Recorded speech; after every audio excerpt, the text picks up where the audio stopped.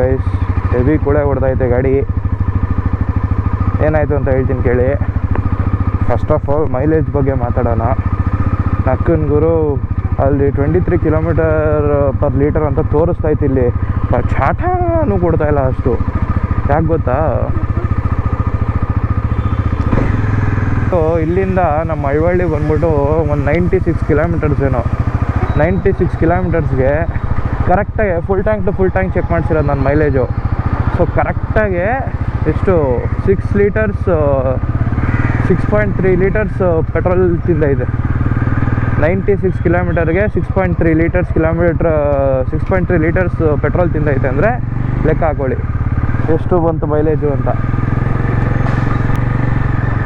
Plus ಇನ್ನೊಂದೇನು ಅಂದರೆ major problem ಇದು ಏನಂದರೆ, ಹಿಂಗೆ ನಾರ್ಮಲಾಗಿ ಹಿಂಗೆ ಹೋಗ್ತಾ ಇರ್ತೀನಿ ನೋಡಿ, ಇವಾಗ ಆಗಲ್ಲ ನೋಡಿ, ಹಿಂಗೆ ಕ್ಲಚ್ ಮೇಲೆ ಕೈ ಇರೋಲ್ಲ, ಅಡಿಕ್ವೇಟ್ ಸ್ಪೀಡಲ್ಲಿ ಹೋಗ್ತಾ ಇರ್ತೀನಿ. ಹಿಂಗೆ ಇರ್ತೀನಿ, ಪಟ್ ಅಂತ ಗಾಡಿ ಆಫ್ ಹೋಗುತ್ತೆ. ಅದೇನು ಯಾಕೆ ಏನು ಅಂತ ನನಗಂತೂ ಇನ್ನೂ ಗೊತ್ತಾಗಿಲ್ಲ. 4 ಸತಿ ಆಗೈತೆ ನೆನ್ನೆ ಒಂದು ದಿವಸದಲ್ಲೇ 4 ಸತಿ ಆಗಿದೆ ಆ ಥರ. ಯಾಕೆ ಏನು ಅಂತ ನನಗಂತೂ ಗೊತ್ತಿಲ್ಲ.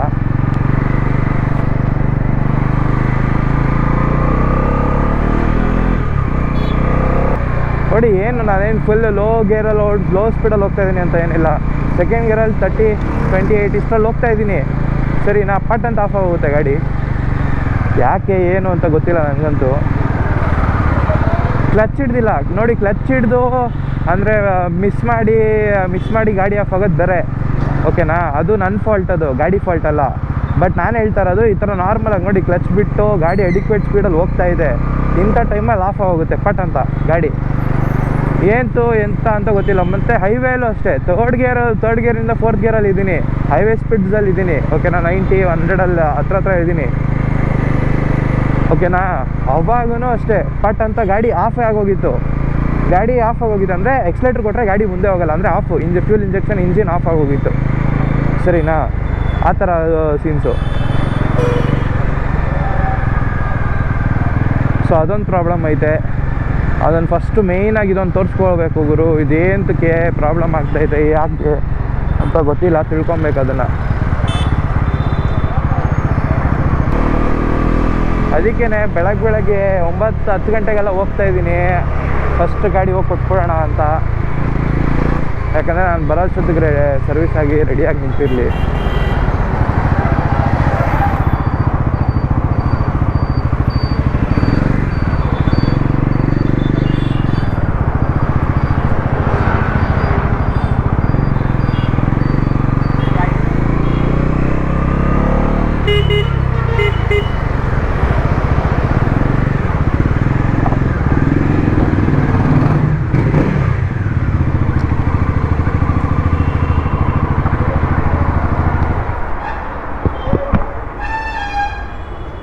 ಫಸ್ಟ್ ಸರ್ವಿಸು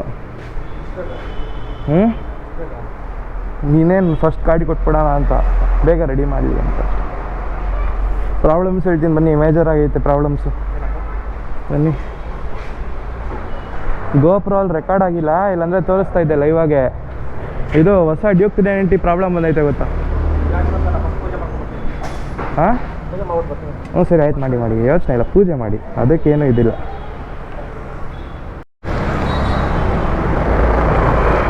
ಸೊ ಗುರು ಗಾಡಿ ಕೊಟ್ಟಾಯಿತು ದಾಸವ್ರ ಕೈಯಲ್ಲಿ.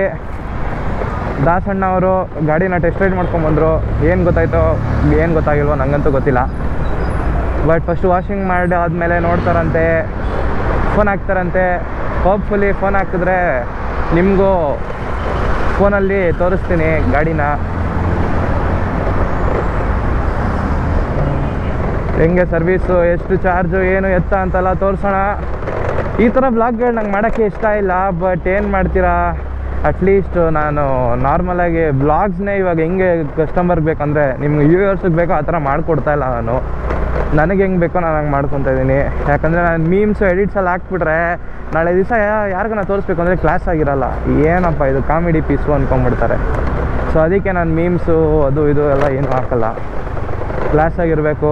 ಹಳೇ ಬ್ಲಾಗ್ಸ್ ಹೆಂಗೆ ಸ್ಟಾರ್ಟ್ ಆಯಿತು, ಮುಂಬೈಕರ್ ನಿಖಿಲ್ಲು ಇವರೆಲ್ಲ ಹೆಂಗೆ ಸ್ಟಾರ್ಟ್ ಮಾಡಿದ್ರು ಅದೇ ಥರ ಒರಿಜಿನಲ್ಲು OG ವ್ಲಾಗ್ಸ್ ಆಗಿರ್ಬೇಕು ನಂದು. ಓಡಲಿಲ್ಲ ಅಂದರೂ ಪರವಾಗಿಲ್ಲ, ಒಂದೆರಡು ಜನ ನೋಡಿದ್ರೆ ನನಗೆ ಖುಷಿನೇ ಗುರು. ಏನೋ ನನ್ನ ಲೈಫನ್ನು, ನನ್ನ ಮೋಟೋ ಬೈಕಿಂಗ್ ಲೈಫ್ನ ಒಂದು 3-4 ಜನ ನೋಡ್ತಾರೆ ಅನ್ನೋ ಖುಷಿಯಲ್ಲಿರ್ತೀನಿ, ಸಾಕಷ್ಟೇ. Plus the main reason I am doing this is memories. ನನಗೆ ಮೆಮೊರೀಸ್ ಕ್ರಿಯೇಟ್ ಮಾಡಬೇಕು, ಅದಕ್ಕೇ. ವೆಲ್ ಎನಿವೇ, ಸೊ ಇವಾಗ ಗಾಡಿ ಕೊಟ್ಟಾಯಿತು. ಓಕೆ, ಏನು ಮಾತಾಡ್ತಾ ಇದ್ದೆ ನಾನು? ಮತ್ತೆ ನಿಲ್ಲಿಸೋದನ್ನು. ಓಕೆ, ನಾನು ಕಸ್ಟಮರ್ ರಿಟೆನ್ಷನ್ ಬಗ್ಗೆ ಮಾತಾಡ್ತಾ ಇದ್ದೆ. ಸೊ ಇಲ್ಲ, ದಾಸವ್ರ ಬಗ್ಗೆ ಮಾತಾಡ್ತಾ ಇದ್ದೆ. ಸೊ ದಾಸವರು ಲೈಕ್ ನನಗೆ ತುಂಬ ಹಳೆ ಲೈಕ್ NS200 ಡೇಸ್ ಅಂದರೆ ಎಷ್ಟು 4 ಇಯರ್ಸ್ ಅವಾಗಿಂದನೂ ಪರಿಚಯ, 4-5 ಇಯರ್ಸಿಂದನೂ.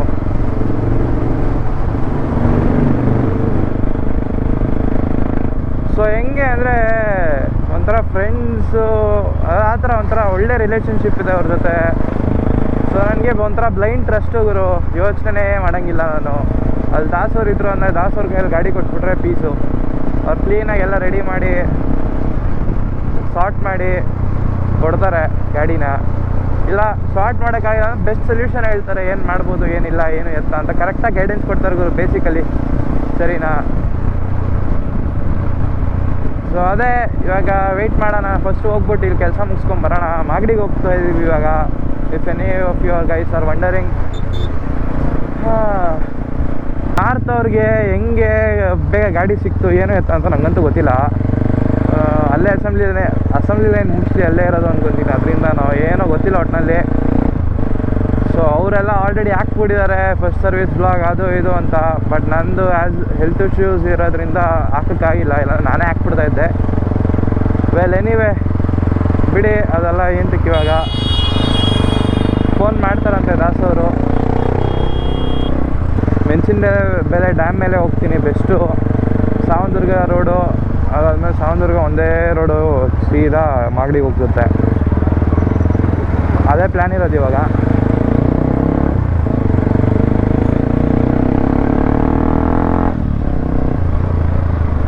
ಓ ಅಣ್ಣ, ನಮಸ್ಕಾರ ಅಣ್ಣ.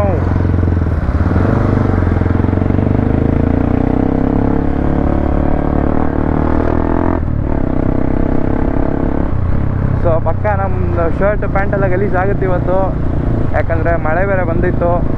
ಸೊ ಮೆಣಸಿನ ಬೆಲೆ ಡ್ಯಾಮ್ ರೋಡ್ ಗೊತ್ತಲ್ಲ, ಮಳೆ ಬಂದರೂ ಬಂದಿಲ್ಲ ಅಂದರೂ ಊರು ಜನರು ರೋಡ್ ಹಾಕ್ಬಿಟ್ಟು ಬಿಟ್ಬಿಟ್ಟಿರ್ತಾರೆ, ಫಾಸ್ಟಾಗಿ ಹೋಗ್ಬಾರ್ದು ಹುಡುಗರು ಅಂತ.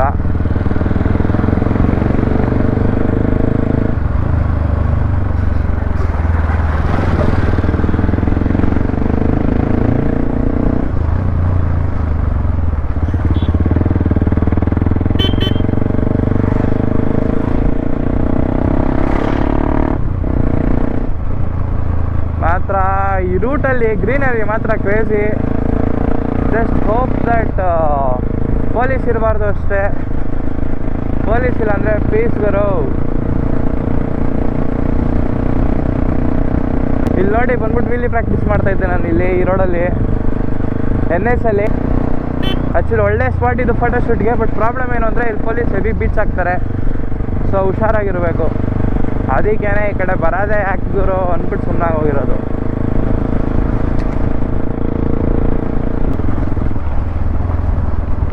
ಇಫ್ ಯು ರಿಮೆಂಬರ್, ಈಗ ಈ ರೋಡಲ್ಲಿ ನಾನು ಹೆವಿ ಚಚ್ಚಾಡ್ಕೊಂಡು ಬಂದಿದ್ದೆ, ಆ ಬ್ಲಾಗ್ ಇದೆ ನೋಡಿ. ಇದು Mysuru to Bengaluru part, last ಪಾರ್ಟಲ್ಲಿ ಐತೆ.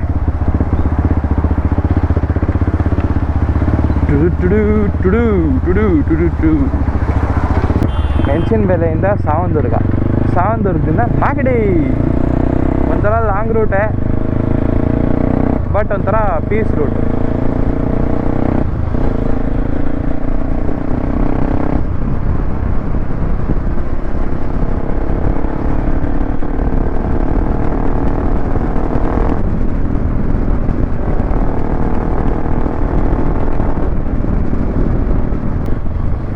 ಎಕ್ಸ್ಪಲ್ಸ್ ಎತ್ಕೊಂಡು ಸಾವಂದುರ್ಗಕ್ಕೆ ಬೆಜ್ಜ ಅನ್ಸತಿ ಹೋಗ್ಬಿಟ್ಟಿದ್ದೀನಿ. ಬಟ್ NS ಎತ್ಕೊಂಡು ಹೋಗಿಲ್ಲ, ಇನ್ನು RCನೂ ಎತ್ಕೊಂಡು ಹೋಗ್ಬಿಟ್ಟಿದ್ದೀನಿ. ಅಂದರೆ NS ಅಂದರೆ ಹೊಸ NSಸು. ಸೊ ಹೊಸ NSಗೆ ಗೈಸ್ ಹೆಸರು ಮೀಸಾಕಿ ಅಂತ ಇಟ್ಟಿರೋದು. ಮೀಸಾ ಇನ್ ಶಾರ್ಟ್ ಹೆಂಗಿದೆ ಹೆಸರು ಹೇಳಿ. ಪ್ಲಸ್ ಎಕ್ಸ್ಪಲ್ಸ್ ಹೆಸರು ಅಫ್ಕೋರ್ಸ್ ಕ್ಯಾಸ್ಕಾ. ಫಸ್ಟು ಡಗರ್ ಅಂತ ಇಟ್ಟಿದ್ವಿ, ಬಟ್ ಚೆನ್ನಾಗಿದ್ದಿಲ್ಲ, ಅದಕ್ಕೆ ಕ್ಯಾಸ್ಕಾ ಇನ್ಮೇಲೆ ಈ ಗಾಡಿ ಹೆಸರು. ಇವನ್ನ ಯಾರು ಹುಚ್ಚಬೋಡಿ ಮಗ ಗಾಡಿಗೆಲ್ಲ ಹೆಸರಿಡ್ತಾನೆ ಅಂದರೆ, ಹೌದು ಗುರು, ನಾನು ಗಾಡಿಗೆಲ್ಲ ಹೆಸರಿಡ್ತೀನಿ.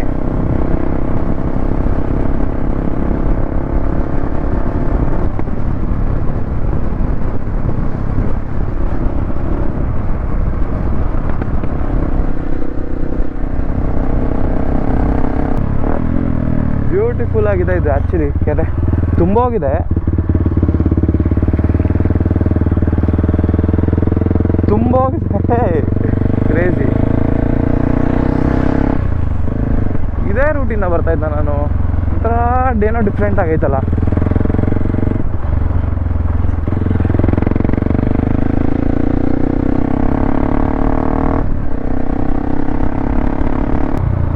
ಓಕೆ ಗುರು, ಡೇಂಜರಸ್ ರೋಡಿಗೆ ಬಂದ್ವಿ. ಸೊ ಇಲ್ಲಿ ಹೆವಿ ಆಕ್ಸಿಡೆಂಟ್ಗಳಾಯ್ತವೆ ಈ ರೋಡಲ್ಲಿ, ಕ್ರೇಜಿ ಆಕ್ಸಿಡೆಂಟ್ಸ್ ಆಯ್ತವೆ. ಮೋಸ್ಟ್ಲಿ ಇದು ಮೇನ್ಲಿ ಏನಕ್ಕೆ ಆಗೋದು ಅಂದರೆ ರೆಕ್ಲೆಸ್ ಡ್ರೈವರ್ಸ್ ಪ್ಲಸ್ ಈ ಥರ ಲಾರಿ ಡ್ರೈವರ್ಸ್ಗಳಿಂದನೇ ಜಾಸ್ತಿ ಆಕ್ಸಿಡೆಂಟ್ ಆಗೋದು. ಪ್ಲಸ್ ಊರು ಜನರು ಲೆಫ್ಟ್ ರೈಟ್ ಅಂತ ಎಳಿತಾ ಇರ್ತಾರೆ ಕ್ರೇಜಿಯಾಗಿ.